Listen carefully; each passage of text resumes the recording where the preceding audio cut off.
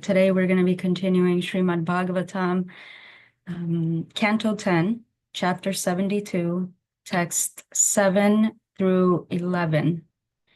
And I am going to share the screen because there's a lot of them. So just see here.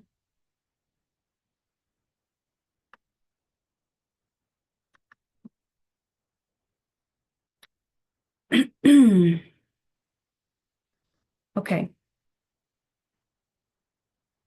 Okay, so we can see this, correct? Okay. Thank you very much.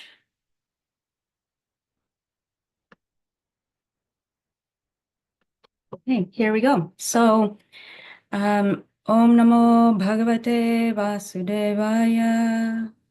Om Namo Bhagavate Vasudevaya. Om Namo Bhagavate Vasudevaya. Okay. May our discussion today and our reading be blessed so that we may have some greater understanding where we can come closer to the absolute truth, closer to the ultimate source of love. Okay, so this is Canto 10, Chapter 72. We're reading text 6 through 11. Translations and purports given by the loyal disciples of Srila Prabhupada. It's 7 through 11, Lila Devidasi. 7, yes, thank you. Good. 7 through 11. Okay, so I'm going to read through these 5 verses, and then we're going to pick one and discuss it. We'll get the overall picture. So we know that this is Lord Krishna speaking to Yudhisthira about a sacrifice that he'd like to perform, and so this is the Supreme Personality of Godhead. The Supreme Personality of Godhead said, "Your decision is perfect, O King, and thus your noble fame will spread to all the worlds, O tormentor of your enemies." So King Yudhisthira has said, this is what I'd like to do, and this is Krishna's response.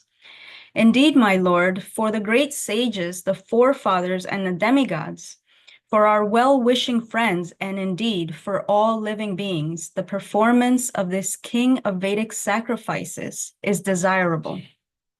First, conquer all kings, bring the earth under your control, and collect all the required paraphernalia, then execute this great sacrifice. These brothers of yours, O king, have taken birth as partial expansions of the demigods ruling various planets. And you are so self-controlled that you have conquered even me, who am unconquerable for those who cannot control their senses. No one in this world, even a demigod, what to speak of an earthly king, can defeat my devotee with his strength, beauty, fame, and riches." I'm going to open up one of these verses, verse 10. And first, offer respects to Srila Prabhupada. Namo Vishnu Padaya Krishna Prastaya Bhutale Srimate Bhaktivedanta Swaminiti Namine Namaste Saraswati Deve Gauravani Pacharine Nirvishesha Sunyavadi Paschatya Deshatarine Jaya Shri Krishna Chaitanya Prabhu Nityananda Shri Advaita Gadadhara Shivasadi Gaura Bhaktavinda Hare Krishna Krishna Krishna Hare Hare Hare Rama, Rama Rama, Hare Hare. Okay, so we're looking at 1072.10. Ete te bharato raja lokapalangsha sambhava chitosmi atma vatate teham durjayo yo kritatmavi. Translation: These brothers of yours, O king, have taken birth as partial expansions of the demigods ruling various planets, and you are so self-controlled that you have conquered even me, who am unconquerable for those who cannot control their senses. Purport: Srila Prabhupada writes in Krishna, it is said that Bhima was born of the demigod Vayu, and that Arjuna was born of the demigod Indra. whereas King Yudhisthira himself was born of the demigod Yamaraj. Srila Prabhupada goes on to state, Lord Krishna told Yudhisthira that he becomes conquered by the love of one who has conquered his senses. One who has not conquered his senses cannot conquer the Supreme Personality of Godhead. This is the secret of devotional service. To conquer the senses means to engage them constantly in the service of the Lord. One who thus engages his senses becomes purified, and with purified senses, one can actually render service to the Lord. The Lord can thus be conquered by the devotee through loving transcendental service. So there's a lot here. It's very clear what is being said here, and yet there's more to explore when it comes to the practical application of this. What we say these things all the time: controlling the senses, purifying the senses, offering the senses to God. But what does that actually mean? What does that mean for us, and how do we understand that? So I wanted to share from Srimad Bhagavatam 1:18-22. Self-controlled persons who are attached to the Supreme Lord Sri Krishna can all of a sudden give up the world of material attachment, including the gross body and subtle mind, and go away to attain the highest perfection of the renounced order of life, by which non-violence and renunciation are consequential. So Srila Prabhupada says some very interesting things in the purport here. Only the self-controlled can gradually be attached to the Supreme Personality of Godhead. Self-controlled means not indulging in sense enjoyment more than is necessary, and those who are not self-controlled are given over to sense enjoyment. Dry philosophical speculation is a subtle sense enjoyment of the mind. Sense enjoyment leads one to the path of darkness. Those who are self-controlled can make progress on the path of liberation from the conditional life of material existence. The Vedas, therefore, enjoin that one should not go on the path of darkness, but should make a progressive march towards the path of light or liberation. Self-control is actually achieved by not artificially stopping the senses from material enjoyment, but by becoming factually attached to the Supreme Lord by engaging one's unalloyed senses in the transcendental service of the Lord. The senses cannot be forcibly curbed, but they can be given proper engagement. Purified senses, therefore, are always engaged in the transcendental service of the Lord. This perfectional stage of sense engagement is called Bhakti Yoga. So one very interesting thing, it's all interesting, but he mentions twice that this cannot be done by force. And one of the dangers to our spiritual life is to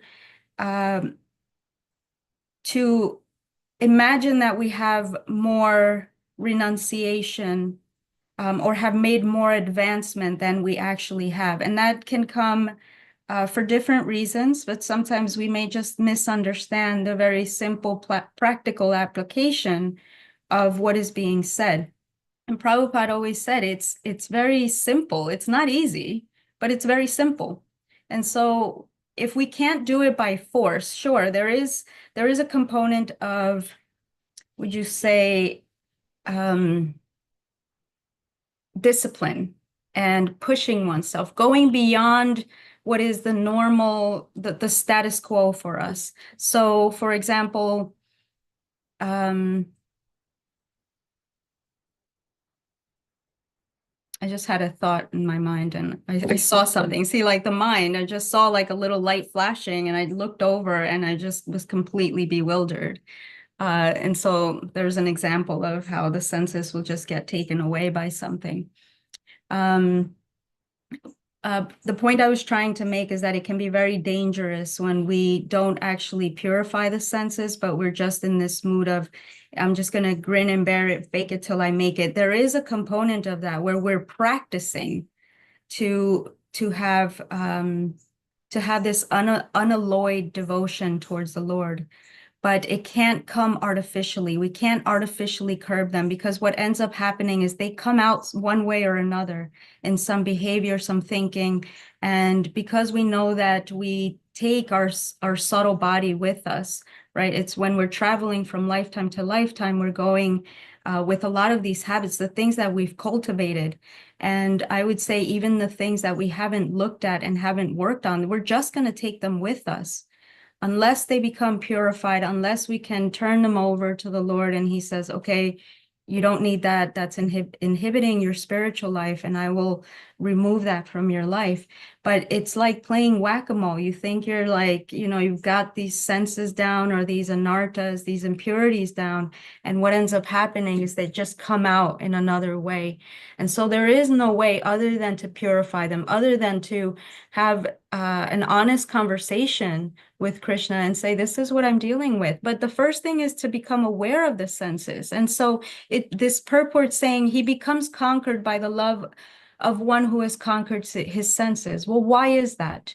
And then it says further on in the purport, this is the secret to devotional service. So devotional service is conquering the senses, and that's the secret to making advancement. But why? Why is that? Okay, so for the answers, we're going to go to the Bhagavad Gita, chapter 12, verses 13 to 30. And I apologize, there's a lot of reading today, but the answers are all here. Srila Prabhupada has given us the answers, so there's no need to, make something up or... Okay. So I'm going to share this again. Okay. These are really beautiful verses. Beginning in text 13 and 14. One who is not envious, but is a kind friend of all living entities, who does not think himself a proprietor and is free from false ego, who is equal in both happiness and distress, who is tolerant, always satisfied, self-controlled, and engaged in devotional service with determination, his mind and intelligence fixed on me. Such a devotee of mine is very dear to me. Now we're getting into the love. Why does he love that person? Okay, but he's just describing here. He by one whom no one is put into difficulty and who is not disturbed by anyone, who is equipoised in happiness and distress, fear and anxiety, is very dear to me, very dear to me. My devotee who is not dependent on the ordinary course of activities, who is pure, expert, without cares, free from all pains, and not striving for some result, is very dear to me. One who neither rejoices nor grieves, who neither laments nor desires, and who renounces both auspicious and inauspicious things, such a devotee is very dear to me. One who is equal to friends and enemies, who is equipoised in honor and dishonor, heat and cold, happiness and distress, fame and infamy, who is always free from contaminating association, always silent and satisfied with anything, who does not care for any residence, who is fixed in knowledge, and who is engaged in devotional service, such a person is very dear to me. Those who follow the imperishable path of devotional service and who completely engage themselves with faith, making me the supreme goal, are very, very dear to me. So it's being described, this person, this kind of person that is very dear to Krishna. So, okay, now we have a list of what those qualities are that we are going to work on, because we know that when that happens, we're purifying the senses. So when I can be equipoised in all of these different things, it's only the senses that are telling me, no, you should be unhappy. Oh, you should be happy here. You should be miserable. This is a misfortune. So that's just the mind. The mind is one of the senses. So all of those qualities come from having control of the senses. Like, I know what my values are, and therefore I know what I'm going to practice. I know the habits that I'm going to have, and the habits that support the values, they are they are directly of controlling the senses, of not just doing whatever the senses want, whatever I'm going to eat, whatever I think is good, whatever tastes good, not because it's good for my health and I want to have a good, healthy life so that I can offer service, but just because it tastes good.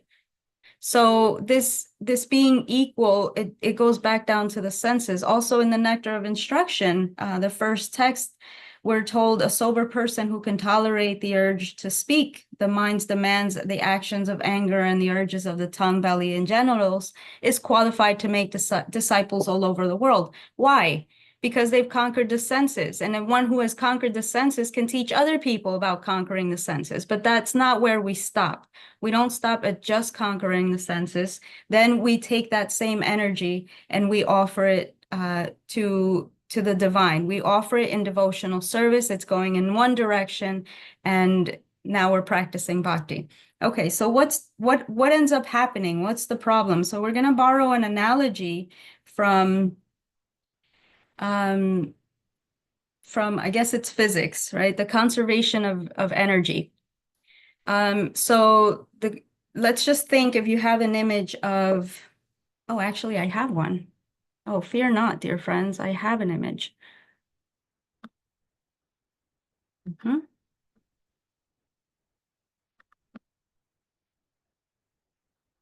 Okay, let's see.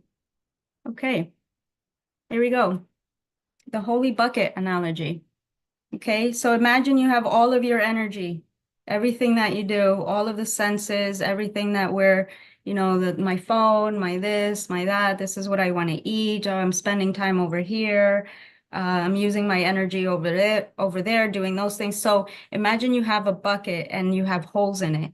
And so all of that energy is just being expended out of those holes. If the holes are, say, the improper use of the senses, now I'm watching TV much longer than is healthy. I'm just spending time doing things that aren't really helping my growth. I'm on my phone too long. I just went down a YouTube rabbit hole, which can happen to the best of us. All of our energy is dissipating. It's going out of the bucket. What is going to be left behind? Nothing. Nothing's going to be left behind, or very little. And so when we are able to stop the improper outflow of energy to things that are not going to help us grow in our spiritual life, or that are not absolutely necessary for a healthy life, we just are expending energy in a way that isn't helping us. And so plugging up the holes means to direct consciously, making choice. Change means choice. So if I want to change this, I have to make the choice that I want to direct everything to a specific direction. Our goal is Krishna consciousness. And so that's where we want all of that energy. Imagine all of that water now staying in the bucket. And when you come to Krishna, you say, here, I have a bucket full of water. I have a body full of energy that hasn't been dissipated through all of these useless things that aren't helping me. And I think it's very important to just take a moment and understand that this is not a matter of guilting ourselves or shaming ourselves into following these principles. We can't do it, like Prabhupada said, you can't curb it artificially. It has to be genuine. It has to be part of the process that we're practicing this. Yes, every day I make this choice. Today I'm going to do this differently. Today I'm going to make a little extra effort. Today I'm going to notice where my energy is dissipating. And that's the first step. So sometimes that's all we can do. I can just notice, oh, okay, I'm spending too much time doing this, or this isn't working for me. But if we don't notice that, if we don't acknowledge it, if we're not honest, we're not going to be able to actually offer it and ask for help. And so this is a very important component of it, to be mature enough to acknowledge and to treat ourselves with that dignity, and to just be honest about it, because hiding it, that shame that comes, that guilt that comes, that's actually taking us in the other direction. It's not going to help us. Sure, we can have understanding and remorse and say, well, I made those mistakes. That was not good. I feel really bad about it now. Let me not do that again. So we make the choice to make change, but it's not because I'm walking around telling myself I'm awful, I'm so impure, I have to stop all of these things. How will I do it? Look at everybody else. They're doing it. I'm not doing it well. That doesn't help us. So I'm requesting that we are kind to ourselves, that we show the grace that Krishna shows us, that we show that to ourselves and that we show that to others. Because only then with that love, if the point of controlling the senses is to be in a loving relationship with the source of creation and all of creation, then it doesn't make sense that any non-loving behavior would be the way to get us there.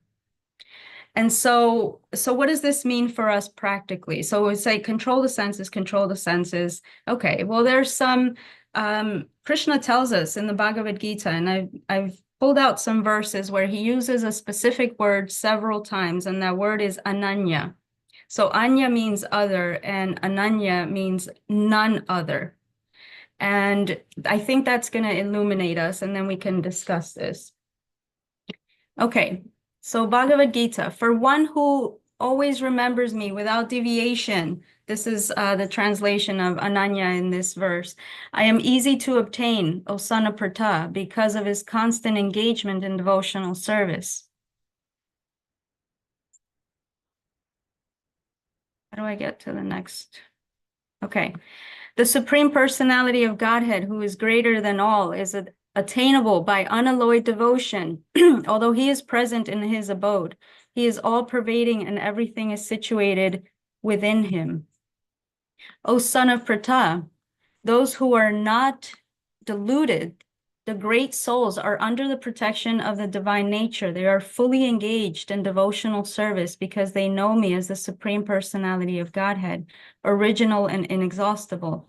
And so here the second line is bhajanti ananya manaso, rendering service without devotion of the, without deviation of the mind. So none other, nowhere else, just here, right? Just in this bucket, not going out the sides, not going out through the holes that are at the bottom and on the sides, splashing around. But those who always worship me with exclusive devotion, meditating on my transcendental form, to them I carry what they lack and I preserve what they have. Even if one commits the most abominable action, if he is engaged in devotional service, he is to be considered saintly because he is properly situated in his determination. Here he says, bhajate mam ananya bhakt, engaged in devotional service without deviation. My dear Arjuna, only by undivided devotional service can I be understood as I am, standing before you, and can thus be seen directly. Only in this way can you enter into the mysteries of my understanding. Undivided devotional service. Undivided means all of that energy, all of that water staying in the bucket. It's not going to places that we don't want it to. But those who worship me, giving up all their activities unto me and being devoted to me without deviation, engaged in devotional service and always meditating upon me, having their minds fixed upon me, O son of Pratha, for them, I am the swift deliverer from the ocean of birth and death. And so here he says again, to me without deviation. That's 12:6. And this one, I found this interesting because it's very much like what we read from chapter 12 in the Bhagavad Gita, giving us those specific qualities that we are trying to, this is what we're trying to fill our bucket with, right? These qualities, this energy, and then we can offer it. Humility, pridelessness, nonviolence, tolerance, simplicity, approaching a bona fide spiritual master, cleanliness, steadiness, self-control, renunciation of the objects of sense gratification, absence of false ego, perception of evil of birth, death, old age, and disease, detachment, freedom from entanglement with what children, wife, home, and the rest, even-mindedness, amid pleasant and unpleasant events, constant and unalloyed devotion to me, aspiring to live in a solitary place, detachment from the general mass of people, accepting the importance of self-realization and philosophical search for the absolute truth. All these I declare to be knowledge. And besides this, whatever there may be is ignorance. And so I think you get the picture of what is being said here. So we defined conquering the senses. Conquering the senses means building up these qualities that are dear to Krishna. If I don't control my senses, I can't really have those qualities be something that are my foundation, because I'm trying, let's just say, for example, I'm trying to work on greed. So I want to work on this quality of not having greed, or trying to purify that. But then I'm walking into a store and I see something I really like, oh, and then I have to have it and then I have to have another one. Or whatever the example is of greed. If the senses are pulling us this way and we're saying, no, I would like to develop these qualities over here. And so I can't listen to the senses. And so that's the foundation, controlling the senses. And building these qualities just brings us to a place where we like to hang out with people that sort of reflect our values, right? If they're kind, if they're humble, if they have a spiritual purpose, a spiritual goal, because that inspires us, and we like to be around like-minded people. Well, Krishna's the same. He wants to be around like-minded people. He doesn't want to be around people who are selfish and greedy and just getting distracted by all. Imagine you're hanging out with Krishna and you're just on your phone the whole time. He's not going to like that. And that's just the senses, right? Oh, I think this is so interesting. What's going on YouTube? What's going on Instagram? What are they saying? And so it becomes a very simple, practical thing of what it means to control the senses and why we want to do that.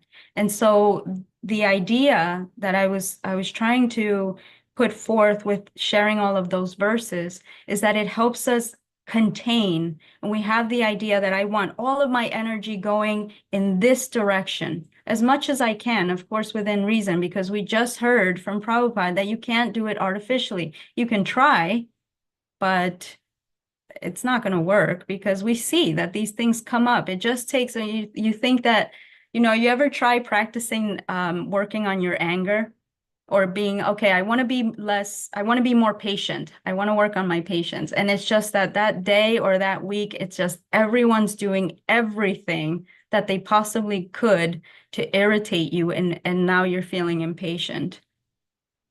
So, it's really easy to be patient when you're alone or you're with people that just don't kind of bring that out of you. But when the moments come, then we really get to see how much progress we've actually made. So I want to share just one example, and then I'd like to hear from you. I had the flu recently, and I lost all taste. I couldn't smell and I couldn't taste. And then after a few days, I was getting hungry. I was just hungry, like my stomach saying, you need to eat. But I couldn't taste anything, so I had no desire. Okay, so now I'm only eating because my stomach's saying you need to eat, you need energy, but I can't taste anything. Okay, so meals lost all their fun. There was nothing going on. So, okay, you offer the food and then you eat it. And then what ends up happening is now I'm only eating exactly what I need because I can't taste anything. I'm not just going by the senses. And after a few days of that, I realized how much energy goes into just satisfying the tongue. There's from contemplating, what am I going to eat today? What am I, meal planning, all of this. Oh, what should I buy? Oh, what's in season? To going to the store, to buying all of these things, looking around the aisles, getting caught up by the senses, then putting it away and the cooking. And, it's a whole lot of energy that goes into that. And yes, we do need to eat healthy because we want to be able to perform devotional service. However, when I can't taste and it's not about what I want or what's good or just this sense gratification, all that energy was cut, I would say, by 2/3. You just go, you get the vegetables, you know what it is. Okay, this is here. I'm just going to get it. We're just going to cook it. I'm just going to eat it. I'm only going to eat enough because my stomach's saying no more. And then there's no drama around it. I mean, I was surprised, shocked at how much energy goes into just feeding oneself. What to speak of if you're feeding a whole family? Then you're like, okay, this one doesn't like this, that one likes this, this one wants double, this one doesn't want to eat anything. What am I going to do? And so it's a lot. Okay, that now we're getting into the realm of like we have to take care of our families. But still, it's something worth considering. How much is this tongue driving the whole scenario? And it's not about, I just want to be healthy and have good nutrition so that I can have energy. It goes beyond that because oh, what about dessert? Oh, what about this thing? And so much unnecessary food that I engage with because of the tongue. And so that's when I realized, oh, there's like holes in this bucket. And we need to do something about it. And so I'm curious to hear about your experiences with controlling the senses. Yeah, anybody? Oh, William. Hare Krishna. Hare Krishna Mataji, so nice to see you. Thank you for a wonderful class. One of the things that struck me is the absolute truth when you mentioned it this morning. The reason why I was drawn to it is because in my theological studies, it said that love is patient and kind. Love does not envy or boast. It is not arrogant or rude. It does not insist on its own way. It is not irritable or resentful. It does not rejoice at wrongdoing, but rejoices with the truth. And it ends like that. That's 1 Corinthians chapter 13, verses 4 through 8. I just really love when the Bible and the Bhagavad Gita and the Bhagavatam connect. It's so wonderful. I say how wonderful is Krishna. So thank you for that. I did have a question. The question is on text 17. Can you please explain this again? Because people with mental health diagnosis are often rejoicing and lamenting at the same time and having like roller coaster periods. So, yeah. Yeah, I think, and that's very prevalent for us, for all of us right now, right? With technology, with the overload of information that's coming our way, I think we have to be sensitive to those things in ourselves and in others. Yeah, and getting help, getting the help that we need. There's if our body is sick, we go to the physical doctor. It's gonna focus on our body. If our mind is sick, we go to the doctor that's going to help us with her mind. It's absolutely imperative that we recognize these things in ourselves and in others. First, have grace and compassion, not throwing a Bhagavad Gita verse at it. Because sometimes that can be harmful. We don't know. And then getting ourselves back into balance so that we can go back to practicing. And there's a big connection, like even with my mind and my emotions and what's going on. I know that there's a connection with even the things that I eat. And so we're a whole system, we're a whole ecosystem, that everything's related. What's coming in through my senses is affecting my mind, but we can't take for granted that there are things that we may just have some imbalance, or there's some trauma, or all of these things are very real, or there's some like addictions, all of these things. Grief just will take the mind and just, it doesn't matter, how much, not often. I mean, okay, let me just say this. We need different routes of intervention sometimes. If I have severe trauma and I can't get myself to controlling the mind, or I have grief that's unexpressed, undiagnosed, that I can't work with, it's going to be very difficult to to really have a fruitful spiritual life. It's going to be an obstacle. And yes, we do turn all of that over to Krishna. We do take shelter of Krishna. We take shelter of our spiritual masters, and we take shelter of the Shastra and of the devotees. But we sometimes need help at that level, and that's very real. Yeah, thank you for bringing that up. And that's why I said, we can't just go around shaming ourselves and guilting ourselves. And sometimes there are more things going on than we realize, and they all have to work in conjunction. Having a healthy body and a healthy mind is not contradictory to spiritual life. It's not like you have to pick one. They have to go hand in hand. And It's I think interesting. Prabhupada was a good example of that. It's interesting you say that because when I was doing some research, I found that Prabhupada was into mental health. He took his son to a psychiatrist. I also was doing some research, and I found that it's okay to see a therapist, and that therapists, and it has worked. My japa has improved. I've been chanting my 16 rounds. I've been noticing the blessings a lot more. I'm getting closer to my family. My children I'm raising on my own. I've told you the story about raising the children on my own. Actually, it's not on my own. I'm raising them with Krishna. And it's just a wonderful experience. Krishna is guiding me, and Radha. I can't forget Radha. Because sometimes I say, "Hey, Krishna, can I please speak to Radha? I really need to speak to her for a minute." And so, I speak to them as if they're a real person, and I say, "Hey, listen, I'm not a mother, Radha.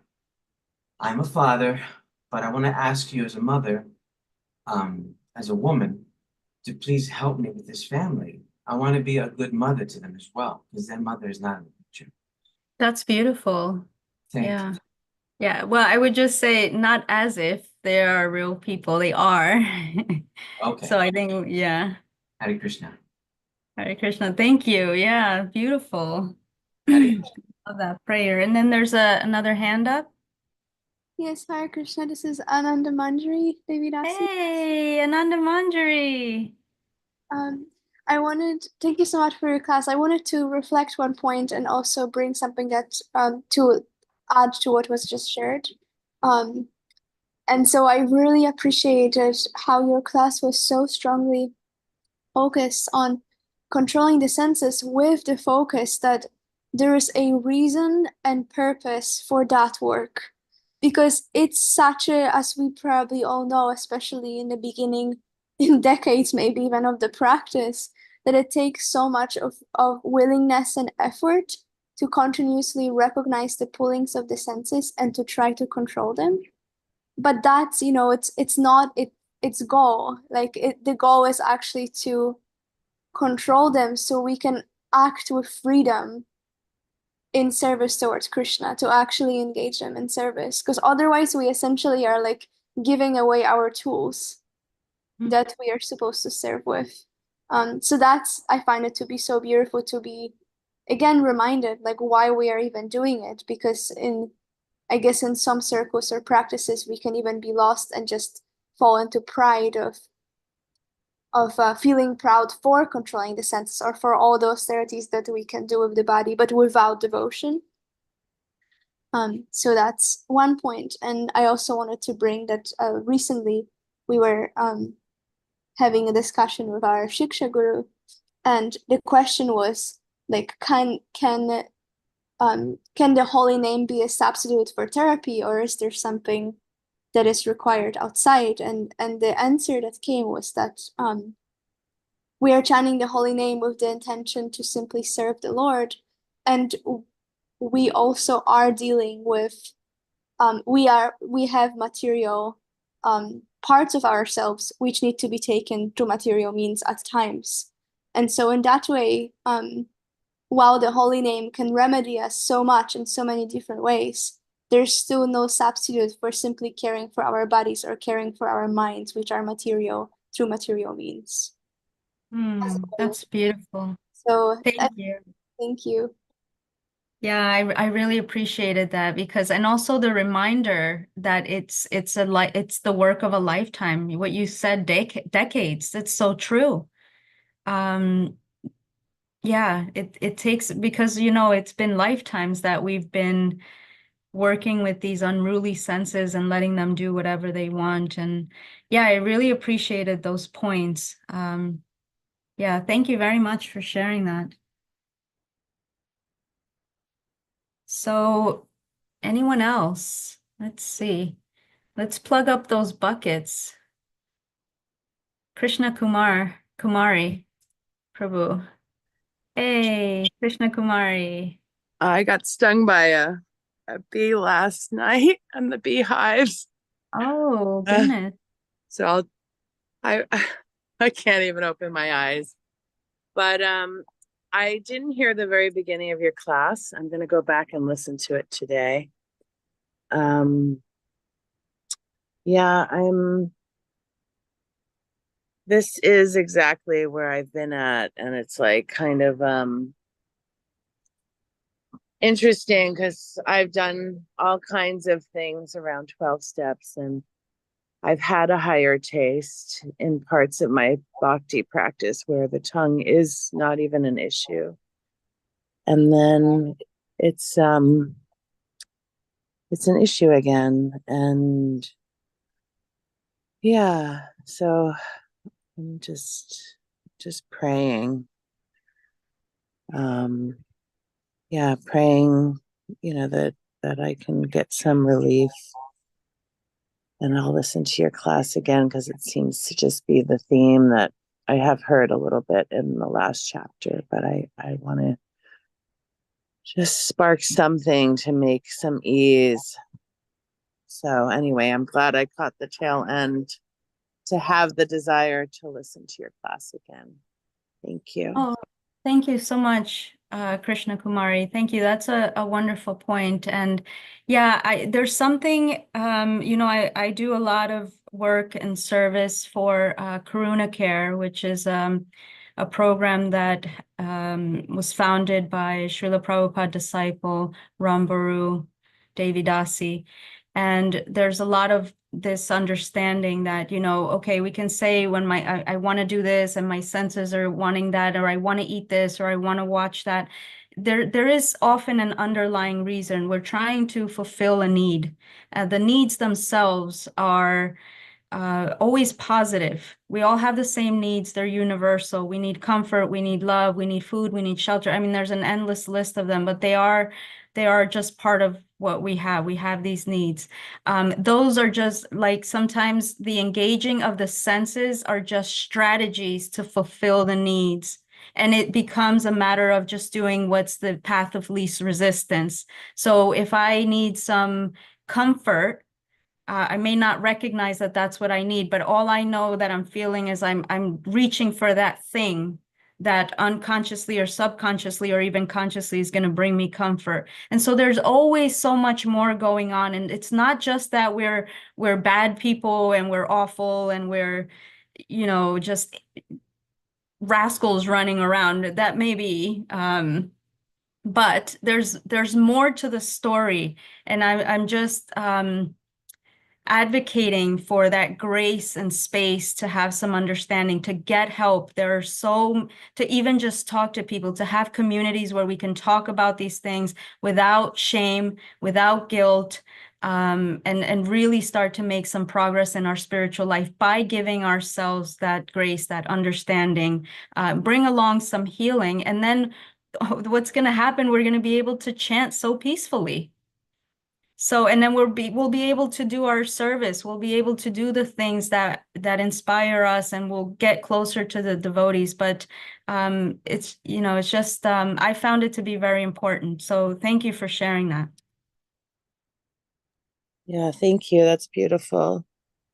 Yeah, it's a funny thing because, our bodies are kind of an expression of our mind. So it's not like you could hide the fact that you have no control.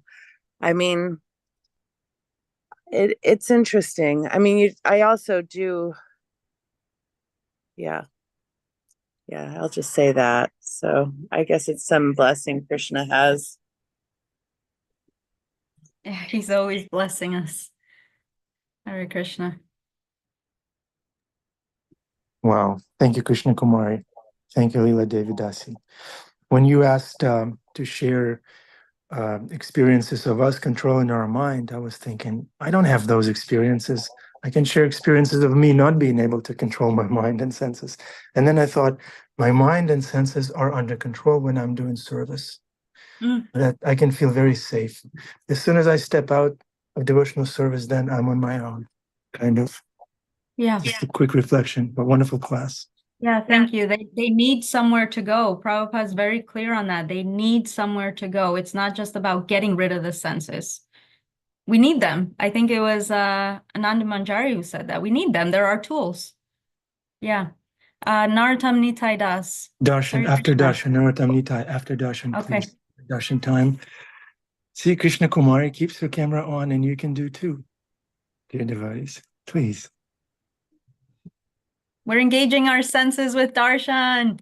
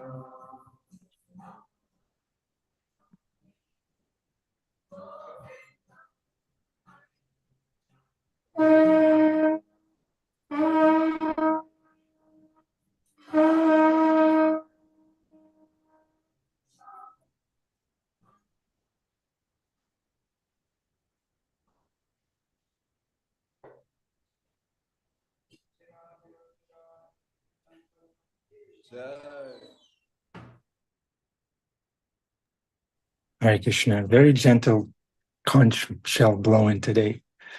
He's a very sweet devotee, Baba Bhakti. Very gentle. Okay, Narottam Nitai, please.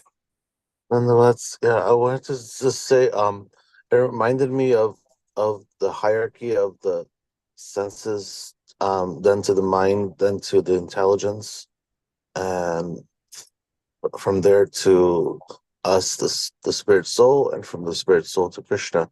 In the sense of the hierarchy of how to functionally, I guess, senses are controlled through our intelligence, through our mind, to the senses. So, I just wanted to mention that,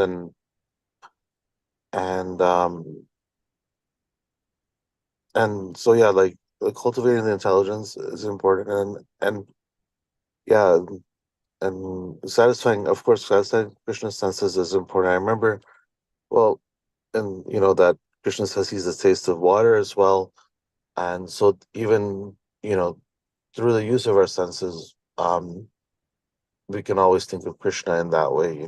Krishna Prasadam, taste of water. Using our eyes to get to see the darshan of Krishna. Using our ears for kirtan and for lecture. And so many other things that I remember. Harinam and things like people love to smell the scent of Lord Nishingadev. The scented oils. I forget what it's called, but when it's offered to Lord Nishingadev, they really appreciate that. So there's multitude of ways, and that's we can start if we're not. We can quote unquote start simple, and then it'll just culminate into full Krishna consciousness. So that's all right. Oh, thank you. Hare Krishna. Thanks, Narottam Nitai. Yeah, Thank and you. then Yeah. you posted in here, health, Prabhupada's order of service, health is number 1, chanting number 2, service is number 3, and then comes reading. I'm curious where that's from. Found it online. It's from the internet. Lila. Yeah. He did say, this is my understanding that he did say health is number 1. Otherwise, we don't have a healthy body to serve with. I know that there is a book called Prabhupada Memories. It's Okay. a singular book with like anecdotes and memories of the Srila Prabhupada disciples and pastimes with him. And it's mentioned in a few pastimes there directly by Prabhupada disciples, remembering that instruction. And I also know that there was a time in which Yamuna Devi was very sick, and Srila Prabhupada essentially commanded her, like, you need to take care of your health, no service until you recover. That's number 1 priority. So these 2 things come to me when this instruction came. Yeah, okay, great. Thank you. Beautiful. Thank you for sharing that. Oh, thank you so much, dear friends. We engaged our senses appropriately today. Yeah. That's what those holes are for. I'm seeing Adipusha Prabhu's ear hole. And I see Srimad Bhagavatam is pouring in there. We love you, Adipusha Prabhu. We feel very intimately connected to you. Okay, we can take one more sincere and burning reflection. Who is the most introverted devotee on this call? It's your turn.